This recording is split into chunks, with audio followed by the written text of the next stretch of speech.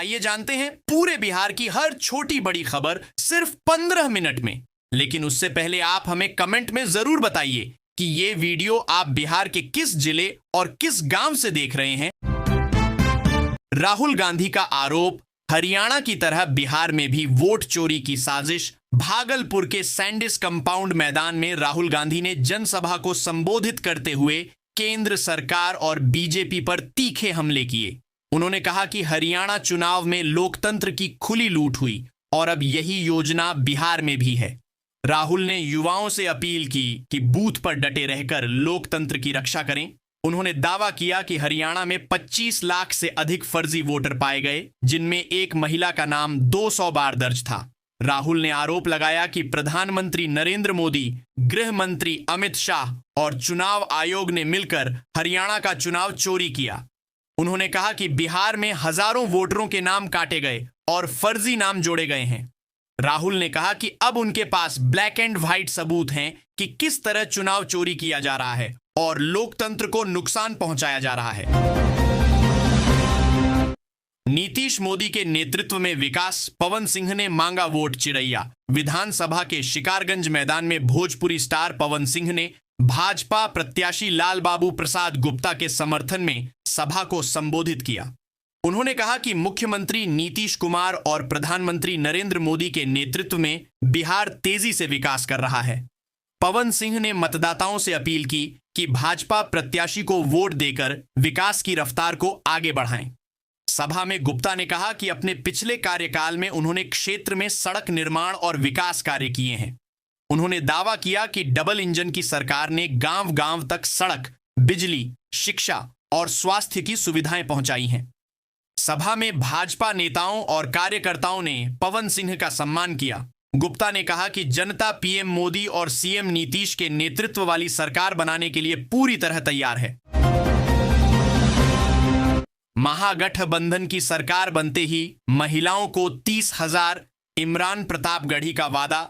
सीतामढ़ी के बथनाहा विधानसभा क्षेत्र में कांग्रेस सांसद इमरान प्रतापगढ़ी ने जनसभा को संबोधित किया। उन्होंने कहा कि कांग्रेस ने सबसे कम उम्र के प्रत्याशी को मौका देकर राजनीति में नई सोच का संदेश दिया है। इमरान ने भाजपा पर हमला करते हुए कहा कि जनता उनके प्रत्याशी को गांव में घुसने नहीं देती और पुतले फूंक रही है। उन्होंने दावा किया कि भागलपुर में 1000 एकड़ जमीन अडानी को मात्र 1 रुपये में दी गई। इमरान ने कहा कि महागठबंधन की सरकार बनते ही महिलाओं के बैंक खाते में 30,000 रुपए आएंगे और गरीबों को 25 लाख रुपए तक का मुफ्त इलाज मिलेगा। उन्होंने कहा कि बिहार में बदलाव की नई कहानी लिखी जाएगी। सभा में कांग्रेस के कई वरिष्ठ नेता और कार्यकर्ता मौजूद रहे और जनता ने उत्साह से समर्थन जताया। बीजेपी नौकरी छीनने वाली पार्टी, अखिलेश बोले, तेजस्वी की सरकार बनी तो युवाओं को मिलेगा लैपटॉप। रानी ब्रजराज उच्च विद्यालय मैदान में समाजवादी पार्टी अध्यक्ष अखिलेश यादव ने जनसभा को संबोधित किया। उन्होंने कहा कि भाजपा नौकरी छीनने वाली पार्टी है और महंगाई चरम पर पहुंच गई है। अखिलेश ने दावा किया कि अमेरिका भारत के खिलाफ खड़ा है और भाजपा को हराने का समय आ गया है। उन्होंने युवाओं से कहा कि तेजस्वी यादव की सरकार बनने पर उन्हें लैपटॉप मिलेगा और बिहार में रोजगार व शिक्षा को प्राथमिकता दी जाएगी। अखिलेश ने कहा कि महागठबंधन की सरकार बनने पर जीविका समूह को 30,000 रुपए, वृद्धा पेंशन 2,500 रुपए और गरीब परिवारों को सस्ती दर पर सिलेंडर मिलेगा। उन्होंने कहा कि बिहार में खुशहाली का समय आने वाला है। सभा में राजद प्रत्याशी डॉक्टर गुलाम शाहिद ने क्षेत्र के विकास कार्यों का उल्लेख किया। पीएम मोदी बोले, बिहार को नहीं चाहिए कट्टा सरकार, डबल इंजन से बढ़ेगा विकास। औरंगाबाद में देव मोड़ के पास प्रधानमंत्री नरेंद्र मोदी ने चुनावी सभा को संबोधित किया। उन्होंने कहा कि बिहार में नीतीश मोदी की गारंटी वाली डबल इंजन सरकार से विकास की रफ्तार बढ़ी है।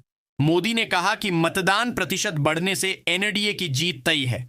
उन्होंने राजद पर हमला करते हुए कहा कि उनकी सरकार जंगल राज और रंगदारी वाली थी, जहां युवाओं को नौकरी देने की बजाय कट्टा और फिरौती की पढ़ाई कराई जाती थी। मोदी ने जनता को भरोसा दिलाया कि वे जो वादे करते हैं उन्हें पूरा करते हैं। उन्होंने सड़कों, पुलों, अस्पतालों और सिंचाई परियोजनाओं की उपलब्धियां गिनाई। मोदी ने मगध की धार्मिक और सांस्कृतिक धरोहरों का उल्लेख किया और किसानों को सालाना 9,000 रुपये देने का वादा किया। सभा में मोदी मोदी के नारे गूंजते रहे।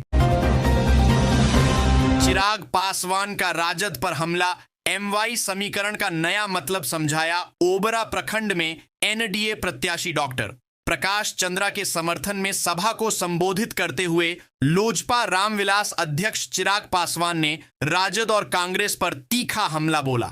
उन्होंने कहा कि राजद परिवार की पार्टी है और मुसलमानों को बदहाली में धकेला गया। चिराग ने कहा कि राजद MY समीकरण की बात करता है, लेकिन उनका MY समीकरण एम से महिला और Y से युवा है। उन्होंने दावा किया कि बिहार में प्रचंड बहुमत से NDA की सरकार बनेगी और ओबरा में उद्योग की स्थापना होगी। चिराग ने कहा कि प्रधानमंत्री नरेंद्र मोदी ने 2047 तक भारत को विकसित देश बनाने का संकल्प लिया है और इसके लिए बिहार में डबल इंजन सरकार जरूरी है। प्रत्याशी प्रकाश चंद्रा ने कहा कि जनता की सेवा ही उनकी पहचान है और ओबरा में विकास की गंगा बहाने का संकल्प लिया। बिहार में तेज हवा और ठंड बढ़ाएगी परेशानी, मौसम विभाग का पूर्वानुमान। पटना मौसम विज्ञान केंद्र ने पूर्वानुमान जारी करते हुए कहा कि पछुआ हवा के कारण बिहार का मौसम शुष्क बना हुआ है। अगले 3 से 4 दिनों तक अधिकतम तापमान में खास बदलाव नहीं होगा, लेकिन न्यूनतम तापमान में 1 से 3 डिग्री की गिरावट दर्ज की जाएगी। शुक्रवार को राजधानी सहित 18 जिलों में तापमान में गिरावट दर्ज की गई। पटना का अधिकतम तापमान 29.5 डिग्री सेल्सियस रहा, जबकि पूर्णिया और फारबिसगंज में 32.2 डिग्री सेल्सियस दर्ज किया गया। सुबह और शाम के समय धुंध और हल्की ठंड का असर रहेगा। उत्तरी तराई क्षेत्रों में मध्यम दर्जे का कोहरा छाया रहा। मौसम विभाग ने कहा कि पछुआ हवा की गति 40 किलोमीटर प्रति घंटा तक पहुंच सकती है। प्रदेश में अगले कुछ दिनों तक शुष्क मौसम और ठंड का असर जारी रहेगा। नीतीश कुमार ने समझाया, बाढ़ पीड़ितों को क्यों मिलते हैं 7,000 रुपये। मुख्यमंत्री नीतीश कुमार ने सोशल मीडिया पर लिखा कि 2005 से पहले आपदा प्रबंधन के नाम पर सरकारी खजाने में लूट होती थी और बाढ़ पीड़ितों को राहत नहीं मिलती थी। उन्होंने कहा कि नई सरकार बनने के बाद आपदा प्रबंधन को प्राथमिकता दी गई और अलग विभाग बनाया गया। वर्ष 2010 में मानक संचालन प्रक्रिया लागू की गई, जिसमें बाढ़ और सुखाड़ से बचाव और राहत की स्पष्ट व्यवस्था की गई। नीतीश ने कहा कि संकट के समय प्रभावित परिवारों को तुरंत राहत सामग्री दी जाती है। उन्होंने बताया कि 2007 से बाढ़ पीड़ितों को आनुग्रहिक अनुदान दिया जाने लगा, जो अब बढ़कर 7,000 रुपये हो चुका है। यह राशि सीधे DBT के माध्यम से प्रभावित परिवारों के खाते में भेजी जाती है ताकि उन्हें त्वरित राहत मिल सके। तेज प्रताप और रवि किशन की मुलाकात से गरमाई राजनीति, उठे नए सवाल। पटना एयरपोर्ट पर राजद सुप्रीमो लालू प्रसाद के बड़े पुत्र तेज प्रताप यादव और भाजपा सांसद रवि किशन की मुलाकात ने राजनीतिक हलचल तेज कर दी है। दोनों नेताओं ने एक दूसरे की सराहना की और विकास को प्राथमिकता देने की बात कही। तेज प्रताप ने कहा कि जो बेरोजगारी मिटाएगा और रोजगार देगा वे उसके साथ रहेंगे। रवि किशन ने तेज प्रताप को दिल वाला इंसान और महादेव का भक्त बताया। उन्होंने कहा कि भाजपा निस्वार्थ सेवा करने वालों के साथ खड़ी रहती है। मुलाकात के बाद चर्चा शुरू हो गई कि क्या तेज प्रताप भाजपा के साथ जाएंगे। परिवार से अलग होकर उन्होंने अपनी पार्टी बनाई है और महुआ सीट से चुनाव लड़ रहे हैं। वहीं तेजस्वी यादव भी राघोपुर सीट पर प्रचार कर चुके हैं। इस मुलाकात ने चुनावी समीकरणों को नया मोड़ दिया है। 2.5 लाख शिक्षकों को वेतन संरक्षण का लाभ, शिक्षा विभाग ने जारी किया आदेश। बिहार शिक्षा विभाग ने सक्षमता परीक्षा उत्तीर्ण करने वाले स्थानीय निकाय के करीब 2.5 लाख शिक्षकों को वेतन संरक्षण का लाभ देने का आदेश जारी किया है। विभाग ने कहा कि विशिष्ट शिक्षकों को विद्यालय में योगदान की तिथि से वेतन संरक्षण मिलेगा। इस परीक्षा में करीब 2,45,000 शिक्षकों ने सक्षमता प्रथम और द्वितीय परीक्षा पास की है। चुनावी कारणों से आदेश में देरी हुई थी, लेकिन अब शिक्षकों को वेतन के साथ बकाया वृद्धि का लाभ भी मिलेगा। विभाग ने कहा कि तृतीय, चतुर्थ और पंचम सक्षमता परीक्षा पास करने वाले शिक्षकों को भी योगदान की तिथि से वेतन संरक्षण दिया जाएगा। आदेश के बाद शिक्षकों में खुशी है और उम्मीद जताई जा रही है कि वेतन संरक्षण से उनकी आर्थिक स्थिति मजबूत होगी। विकास बनाम जाति समीकरण, पहले चरण की वोटिंग में दिखा नया संतुलन।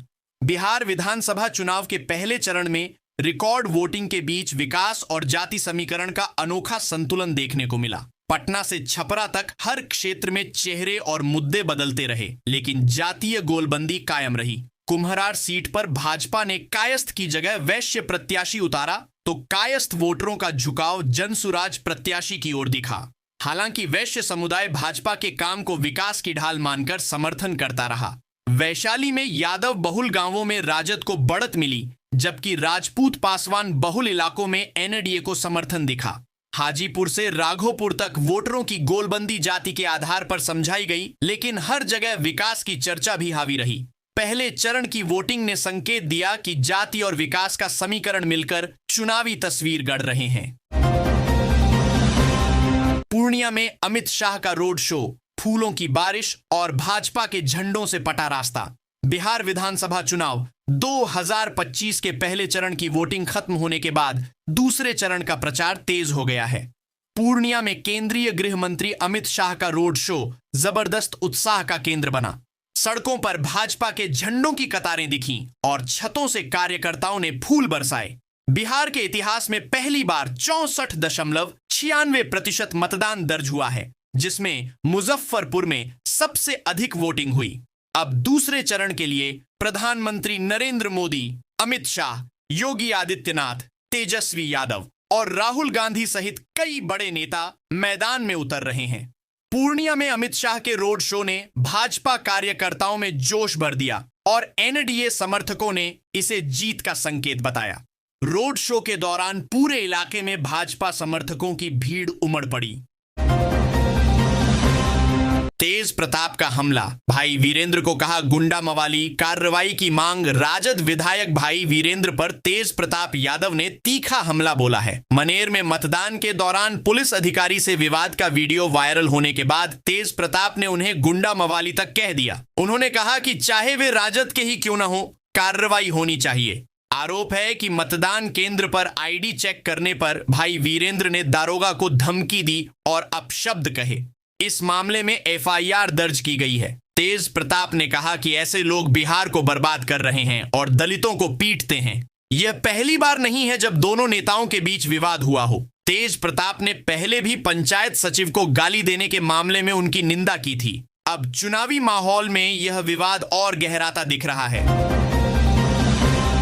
ईवीएम पर कड़ी चौकसी, 3 लेयर सुरक्षा में वज्रगृह, डीएमएसएसपी भी सीमित। बिहार विधानसभा चुनाव के पहले चरण की वोटिंग के बाद जिले की सभी 14 सीटों की 5677 ईवीएम को बोरिंग स्थित एएन कॉलेज के वज्रगृह में जमा किया गया है। ईवीएम वीवीपैट को डबल लॉक और केंद्रीय सशस्त्र बलों की निगरानी में रखा गया है। अनधिकृत प्रवेश पूरी तरह वर्जित है और अधिकृत अधिकारी भी लॉगबुक में नाम दर्ज कर सीमित क्षेत्र तक ही जा सकते हैं। डीएमएसएसपी को भी यही नियम लागू है। वज्रगृह के अंदर सीएपीएफ के जवान अत्याधुनिक हथियारों के साथ तैनात हैं, जबकि बाहर की सुरक्षा बिहार पुलिस के हवाले है। निष्पक्षता सुनिश्चित करने के लिए प्रत्याशियों या उनके प्रतिनिधियों को 7 दिन 24 घंटे तक वज्रगृह के सामने बैठने की सुविधा दी गई है। सीसीटीवी कैमरों से 24 घंटे निगरानी हो रही है और हर गतिविधि रिकॉर्ड की जा रही है। पहले चरण की वोटिंग में हिंसा और विवाद, 11 घटनाओं ने खींचा ध्यान। बिहार विधानसभा चुनाव 2025 के पहले चरण में 64.69% मतदान दर्ज हुआ, लेकिन कई जगहों पर हिंसा और विवाद की घटनाएं भी सामने आईं। उप मुख्यमंत्री विजय सिन्हा के काफिले पर राजद कार्यकर्ताओं ने पथराव और चप्पल फेंके, जिससे माहौल तनावपूर्ण हो गया। पटना के मनेर में राजद उम्मीदवार भाई वीरेंद्र ने दारोगा को धमकाया, जिसके बाद एफआईआर दर्ज की गई। सारण के जैतपुर में सीपीआई प्रत्याशी सत्येंद्र कुमार की गाड़ी पर हमला हुआ। भागलपुर के कहलगांव में जदयू प्रत्याशी शुभानंद मुकेश के प्रचार वाहन पर पत्थरबाजी की गई। कई जिलों में ईवीएम खराबी की शिकायतें आईं, जिन्हें तुरंत बदला गया। मुजफ्फरपुर में पर्यटन मंत्री राजू सिंह को विरोध के बीच खदेड़ दिया गया। माता सीता के अपमान पर कांग्रेस का हमला, प्रमोद तिवारी बोले। बिहार जवाब चाहता है। सीतामढ़ी में प्रधानमंत्री नरेंद्र मोदी की सभा के दौरान कांग्रेस ने उन पर माता सीता के अपमान का आरोप लगाया। पटना में सांसद प्रमोद तिवारी और डॉक्टर अखिलेश प्रसाद सिंह ने प्रेस वार्ता कर कहा कि बिहार की धरती प्रधानमंत्री से जवाब चाहती है। उन्होंने कहा कि संसद में भाजपा सांसद प्रभात झा के प्रश्न पर संस्कृति मंत्रालय ने उत्तर दिया था कि सीता के सीतामढ़ी में जन्म लेने का कोई ऐतिहासिक प्रमाण नहीं है। तिवारी ने इसे आस्था का अपमान बताया और कहा कि प्रधानमंत्री को माफी मांगनी चाहिए। डॉक्टर सिंह ने बिहार में उद्योग बंदी का मुद्दा उठाते हुए कहा कि भाजपा जदयू राज ने राज्य को बेरोजगारी और पलायन का केंद्र बना दिया है। उन्होंने कहा कि कभी चीनी, पेपर, जूट और दूध उत्पादन के लिए प्रसिद्ध बिहार आज विकास और उद्योग के नक्शे से मिट चुका है।